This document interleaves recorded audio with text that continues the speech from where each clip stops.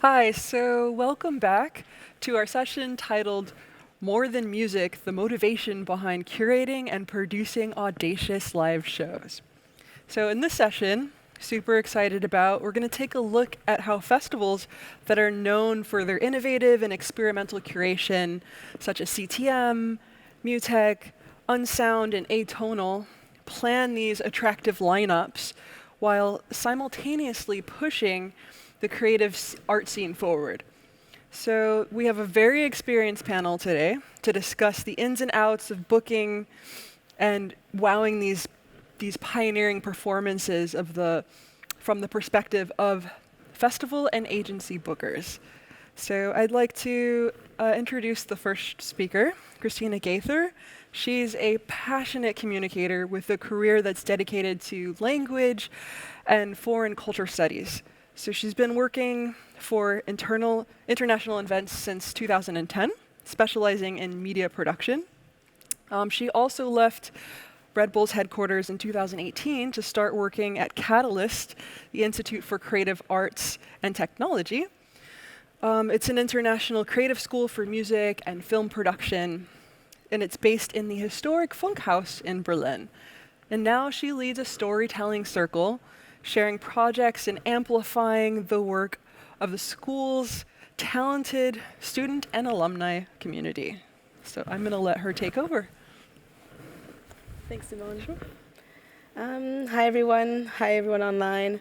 Thanks for joining us for the panel. Today we'll be talking about the motivation and the curating process for audacious live performances at music festivals.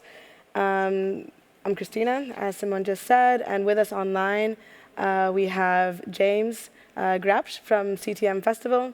James comes with a wealth of experience in event curation, especially coming from the musical side with over 15 years of experience in music, and also helping events understand opportunities within their curation.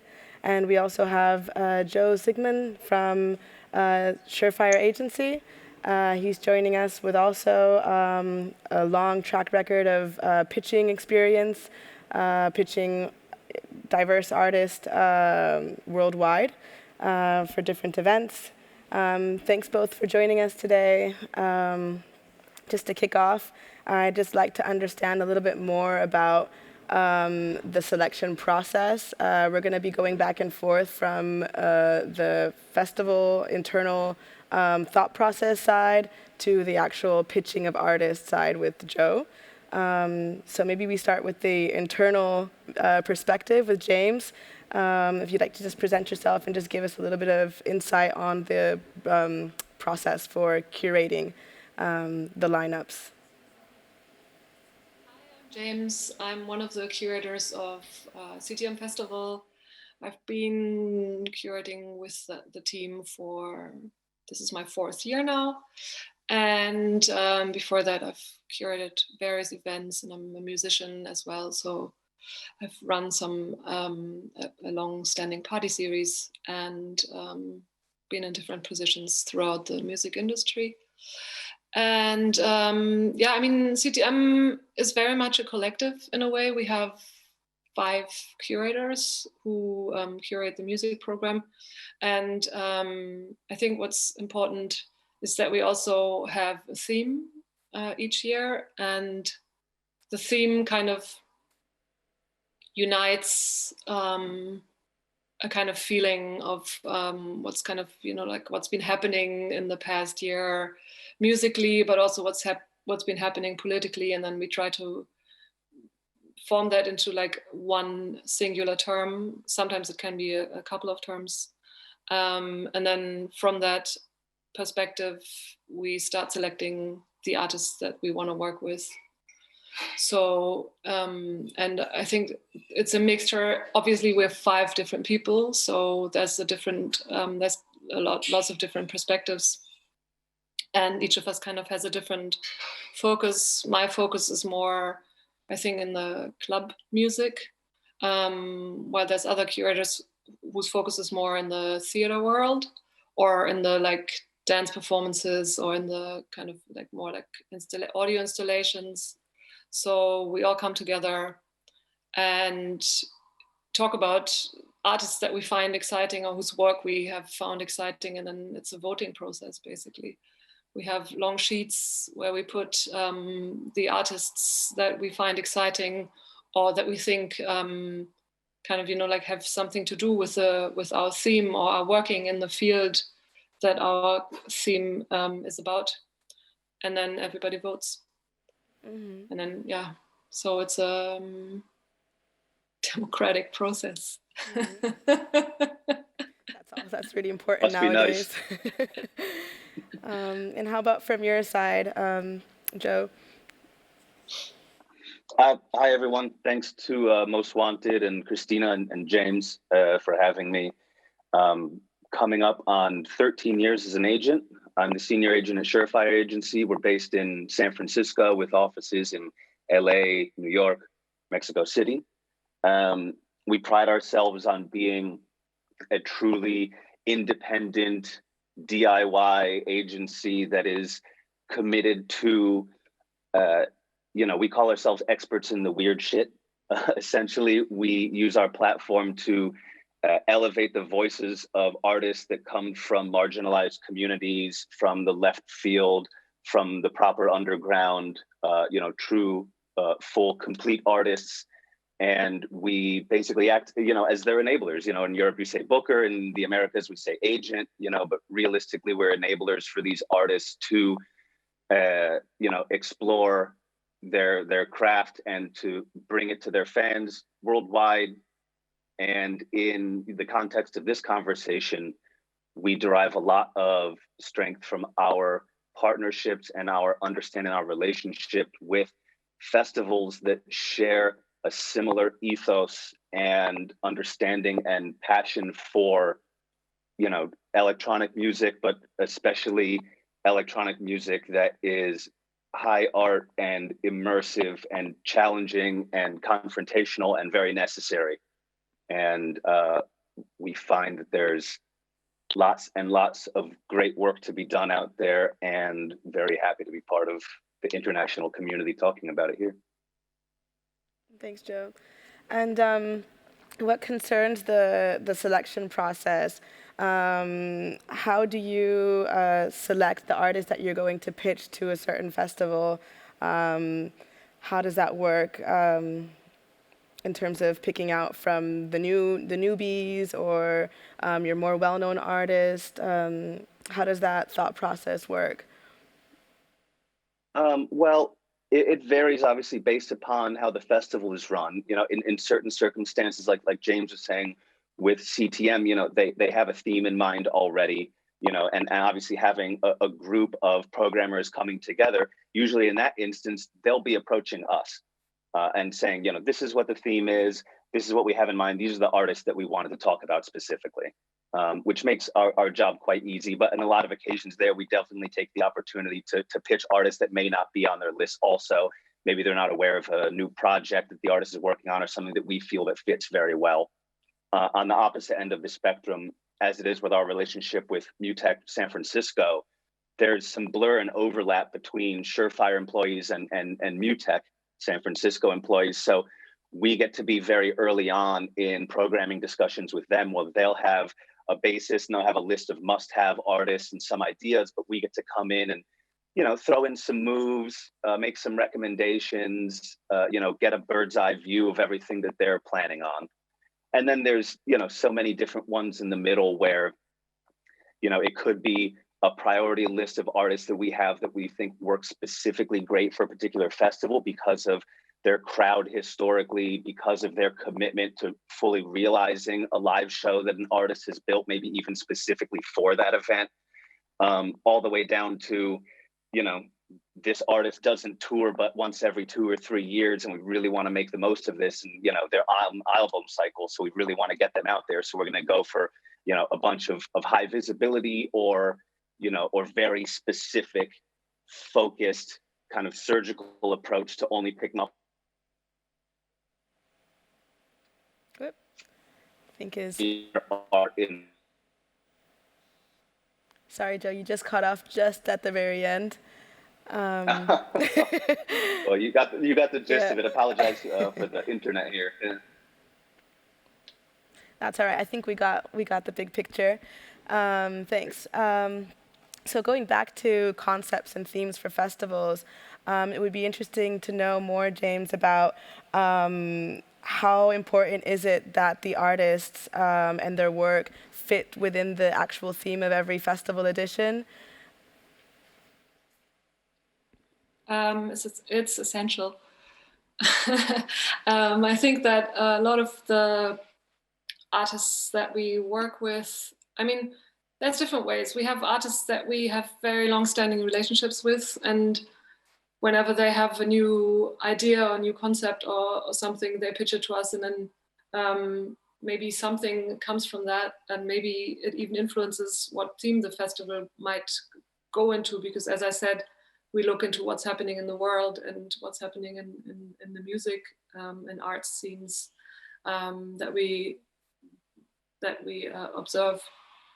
So that's part of it. And then there's also, I think when we look for what can be the next theme for this year's upcoming festivals, then that also already comes from observing specific artists' works, or maybe a general direction of where music is going, or something like that. And so that kind of influences each other. But it's definitely essential that the work works within the concept, and that it also, because I think CTM is a very, very political festival, and so our topics are very political. And so kind of like it's essential that everything works together. And if, for example, there is an artist that kind of makes up that big headline, would you ask them, for example, to adapt their work to fit within the concept? If there was an artist that you wanted to give visibility to? I don't think it's ever happened, to be honest. I mean, sometimes there is an artist that we work with, and then we think about, you know, like ways to interpret the theme that would work in a way, but it hasn't ever happened that we were like, we want to book this headliner, so we're going to make it fit somehow, you know. We do commissioned works, so we definitely ask artists to commission works for certain topics, but as commissioned works take so much time, it's usually because our themes are they come out in the summertime, and working on commissioned works usually takes a year or so. So there's it's hard to kind of like commission a work once the theme is out. It already has to be there before. But I think our themes reflect so much what's going on in the world, and music is an art form that is kind of a mirror of what's going on in the world as well. So in a way, there's a lot of things that fit. Thank you.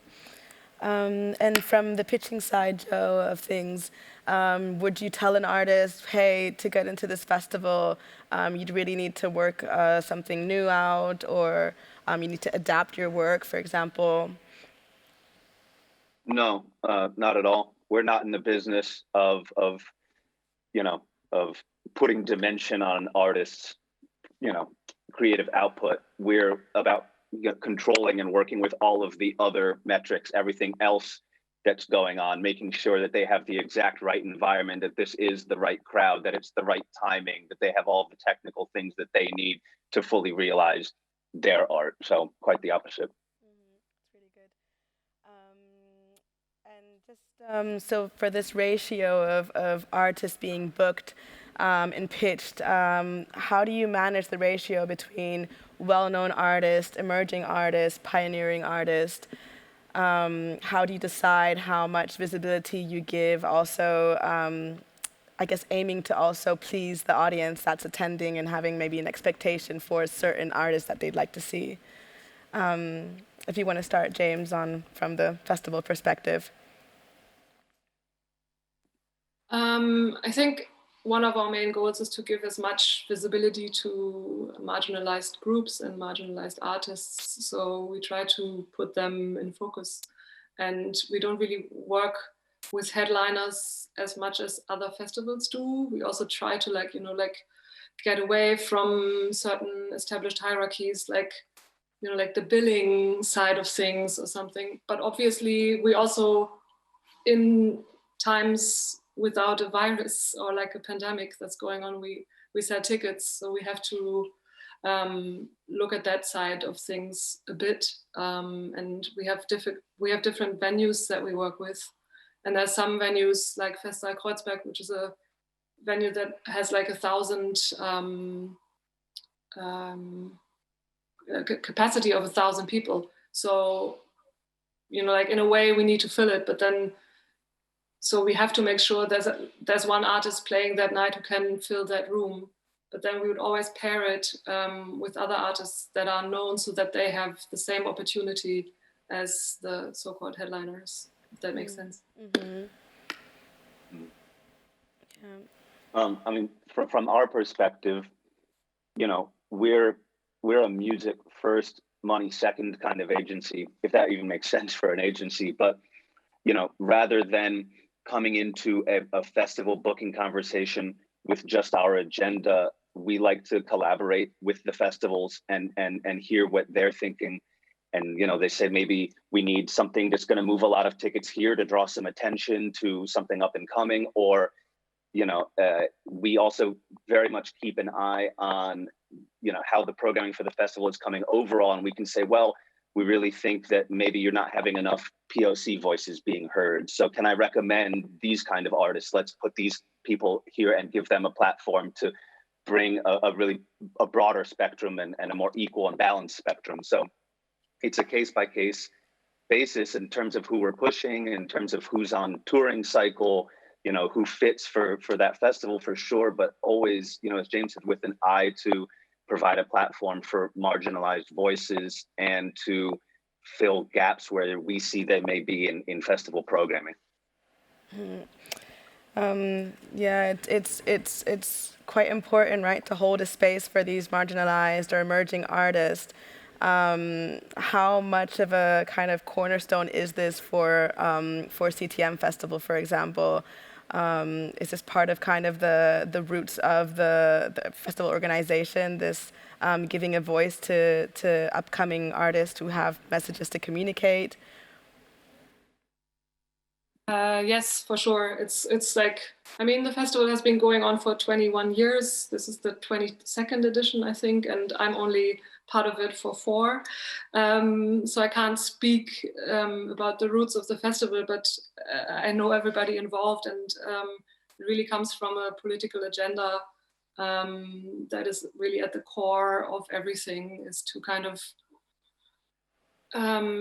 I mean, like we are a publicly funded festival, so there's a necessity to do something with tax money that has an educational value. And there's so many musicians all over the world that never get the chance to be heard. And if there's a space like ours where like a huge part of the festival is already financed, so it doesn't really come down so much to ticket sales as in other events, we have this possibility and this opportunity to give to people who should be heard. And we also like have this political understanding of our work, and to decentralize and decolonize as much as we can, and also to there's so much horrible stuff going on in the world, so we kind of try to as much as we can be a balance in a way to that, and also always to reflect upon what we're doing and if we're doing enough and if we need to shift things, if there's enough, like different voices represented in the lineup, and we're always learning. And, I think that's also why this year's topic, transformation, is so important for us, because we are also, like, the team is always transforming in a way. We're always trying to become better. And yeah, I guess the festival kind of reflects that. Yeah, it's it's a utopic world to think that we don't need money to make amazing things happen, but gaining funding is actually quite key in being able to give opportunity to those who otherwise wouldn't have it. And this is when when you see these big headline festivals that have big names, it's obviously because their motivation is definitely ticket sales. So it's very refreshing to see these festivals flourish and also still have a very good audience, because I guess there's a lot of people looking forward to that discovery point, knowing that this is actually something that the festival offers as part of its characteristics. And from your side, Joe, how important is it for Surefire agency to be able to pitch these artists? At what point do you bring them into the agency? Is it like an organic connection? Or how does that connection initially establish? And then how do you decide how you help them elevate their visibility with a festival like CTM, for example? Well, in terms of recruiting artists, there's a lot of criteria that one can look at, in terms of their profile in more, musically forward regions in the world, the quality of their mixes, the quality of their productions, whatever personality can come through if you don't know the person directly already, choices in collaborators and labels, etc. But, at the end of it, it comes down to a feeling, and it comes down to hearing important work that needs to be heard more. When we're having A&R discussions in the agency, it's the most excited voice that becomes the loudest voice in the room with what we're talking about. And at the same time, it's when discussing artists that we want to bring onto the agency that our gears are already turning in terms of this would be great act for this festival, and this person could really do something incredible here, or why do we not have enough of these kind of voices? To take the political point that James is speaking about, and not to put too fine a point of it here the day after election day that's still going on, but with the funding for the arts being paltry in this country and even less now, with the costs for artists to come over here and tour, the O1 and P1 visa costs continue to go up, as they've just done a few days ago. With the prevalence of mainstream money first festivals that are out there that don't really say anything aside from give us your money, a lot of what we're looking for are artists that, that we can help in that fight, to raise their voices and to hopefully stem this rolling back of creative, and culture and expression. Electronic music is invented by and based on marginalized communities, based on skin and identity and sexual orientation and all of these different things. And this country continues to just be going backwards. So we're looking for artists that fight against that react against that are different, that do need to be heard, and are willing to make the effort to come over here and raise their voices and have us as support in the process. Yeah, I guess we're used to this world of algorithms, right? Where we're always trying to please the consumer without even thinking about the product, right? We're thinking about the consumer and then creating the product. And I guess it's good to go back to the roots of why we're originating, why we're creating, and that actually, that real impulse to make something, rather than doing it the other way around. So when it comes to requirements and parameters, when you're accepting certain concepts for live performances, what are there any specific logistic, technical setups that you aim to invite? Is there any type of specification that you give? For example, because sometimes, I don't know, the CTM shows seem quite logistically complicated with massive setups and way more than a stage and a microphone. How does that work when you have a lineup? How do you manage this type of, just like the different types of setups? We have an incredible team of producers who work with us, and their work is really, sometimes it just amazes me, because like once the festival starts, my work is actually done. But so I come to the venue and see these gigantic setups, and there's sometimes like we do stuff in Berghain, and there's like 4 different stages in Berghain with all different setups, and they have managed to accommodate every artist, and I'm just like scratching my head and like how like how did this happen? So you'd actually have to ask our incredible production team. But yeah, I mean, like, I guess we're called Festival for Adventurous Music and Arts, so we always try to like push the boundaries of what's possible or what's happening in live shows. And I think the team of curators is a very kind of curious and a bit impatient and impulsive team who kind of like always try to find something that the world hasn't seen before. So if an artist comes with a concept that is new or super innovative, we always try to make it happen. But of course, it has to be within the limits of doability, like feasibility in a way.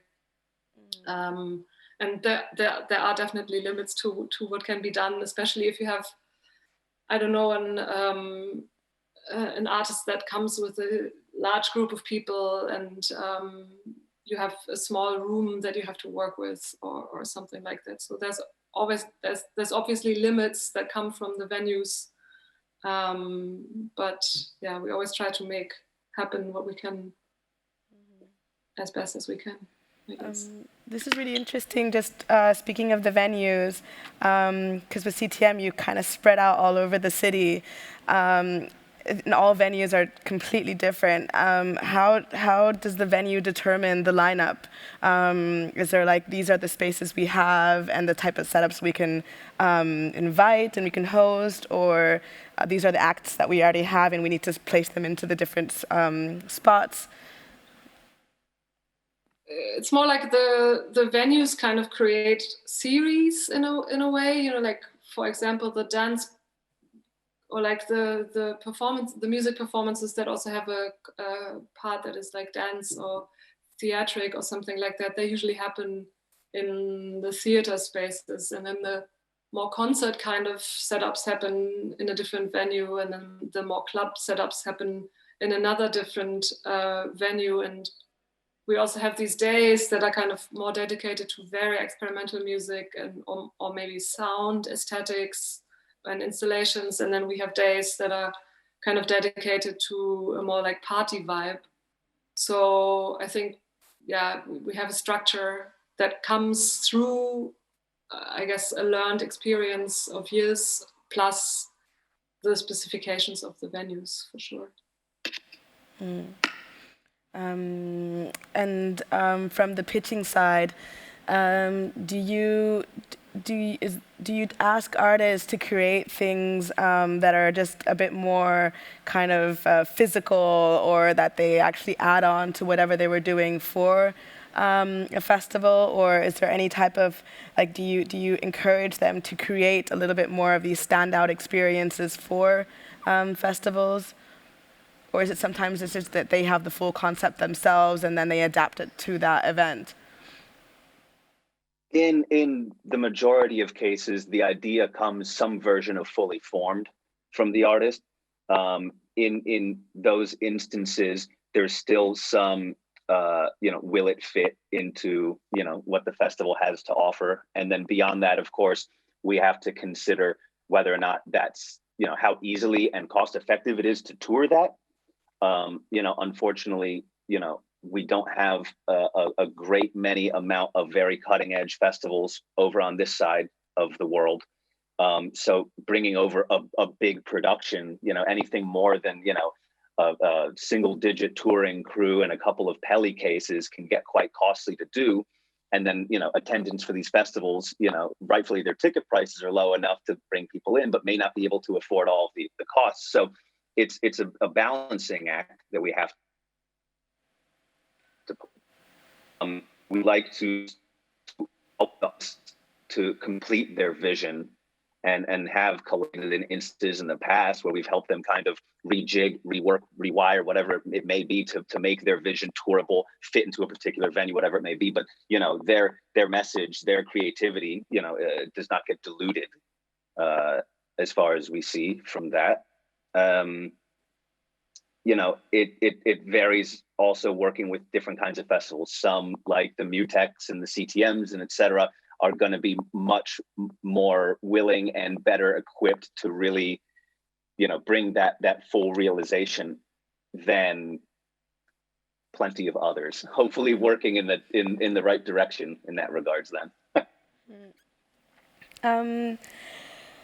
And in terms of the types of performances, how do you balance pleasing an audience with wanting to educate them around topics? I guess James, you curate a lot the electronic music side of things, but of course there can be from dance music to more of listening or introspective music. So I'm just wondering, how do you balance, the having fun factor with the actual, informative, educational part? I think these things don't necessarily exclude each other.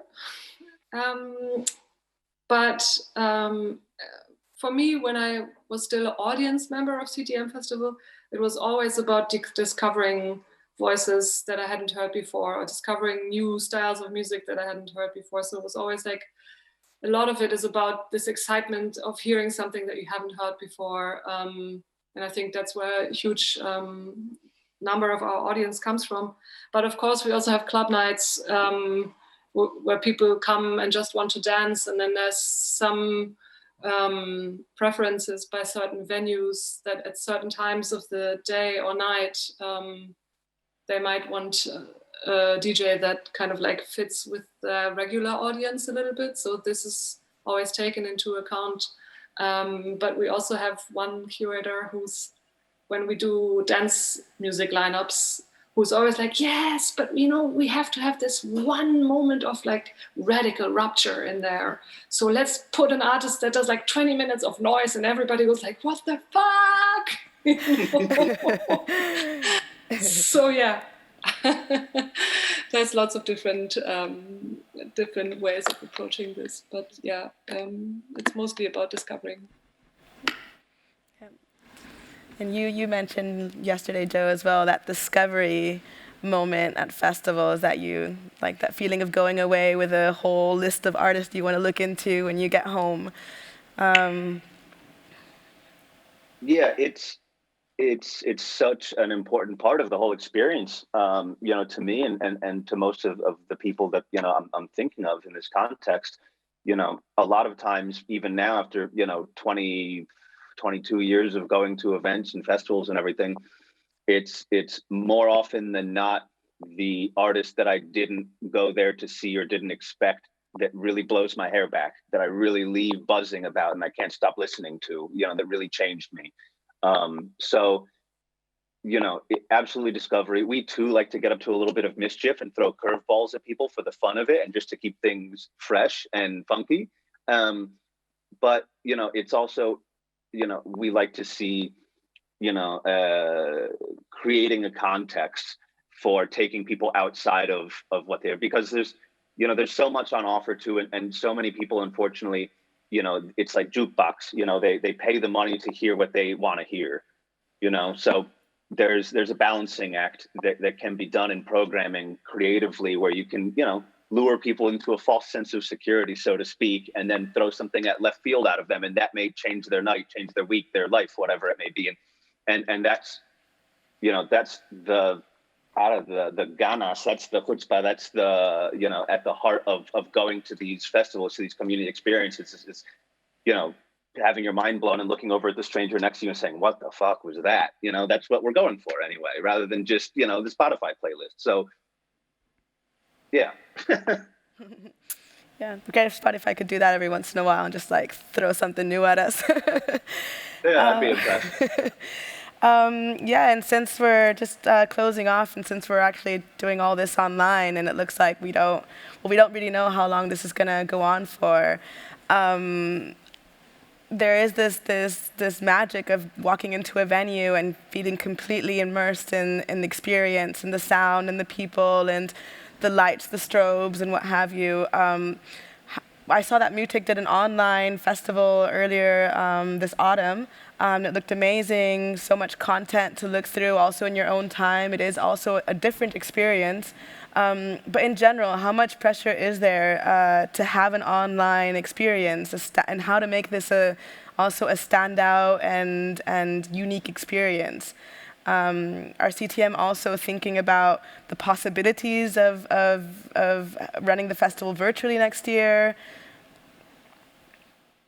Yeah, I mean, the pressure is obviously incredibly great. And I think this year has been a struggle for everybody, and especially everybody who's in the arts in some ways. And for us, it's really, really difficult. It was really difficult to decide, because at some point you have to make a decision. You're always like, you're waiting and you're like, maybe the laws change until blah, blah, blah. And then, but at some point you have to go into that phase where you're like, okay, now we have to decide that we're not going to be able to do these things. How do we do them? Do we do them online, et cetera, et cetera? And then on the other hand, we're also publicly funded. So we have a certain amount of money that we want to spend and that we want to, give to as many artists as possible. And also there's this like gigantic challenge of like, we want to make marginalized voices heard, but how do you do that in a pandemic when you can't have anybody come to Berlin? So there's so many different and very, very difficult questions that obviously the pressure is incredible. And we were going to do a hybrid thing with a few things that could hopefully still happen in the physical world, and some concepts that are actually hybrid. So something happens in the physical and something happens in the digital, and it comes together in a place, in an actual place, but you can also watch it online.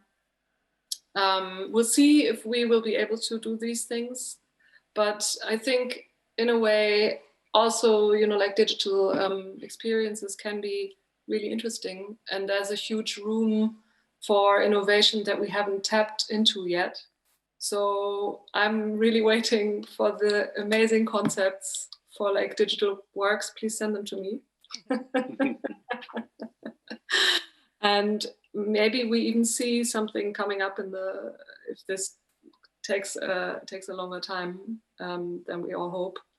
Then yeah, maybe we'll see some things evolving that will replace that moment that you just described. Yeah. I mean, even, I wouldn't have been able to attend a MUTEK festival anytime soon, and just being able to witness this online actually opened my eyes up to this festival for the first time. So there is a lot of new opportunities there as well. How do you feel about it, Joe? Well, there's pros and cons to anything. For someone like me who, as my knees get increasingly more tired, the older I get, it's nice to be able to jump between rooms from the comfort of my office or wherever and to experience a bunch more. On the virtual festivals, I end up actually hearing maybe a lot more artists than I normally would, not getting distracted with people and whatever else. But, we have some artists on the roster who don't yet see a way with which they can present themselves in the manner by which they want to do so through what we have offerings now, in the digital space, which I completely respect. There are some who just can't help themselves and just want to play constantly too. And we're just, constantly finding outlets for them to do so.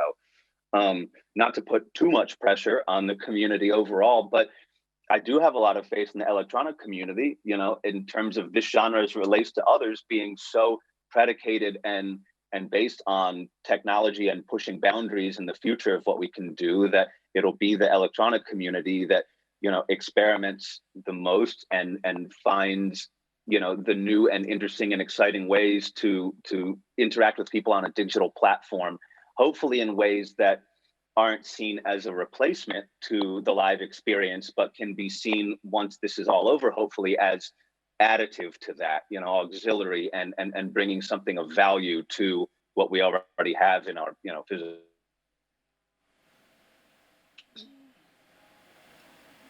I think we got that. But yeah, definitely. Dealing with a better connection. There you go. Yeah, you just glitched off right at the end, but we definitely got it. But yeah, it looks like it is a time for transformation, and looking forward to what's coming. And it's also really good to know that there are festivals out there looking to move the scene forward and also share those messages of those who actually maybe wouldn't have had the chance otherwise. So yeah, I think that's for us coming to an end. Thanks so much, James and Joe. Lovely to have you here. And thanks everyone who followed us online. Take care, and yeah, see you soon. Thank you, everyone. Be good. Bye.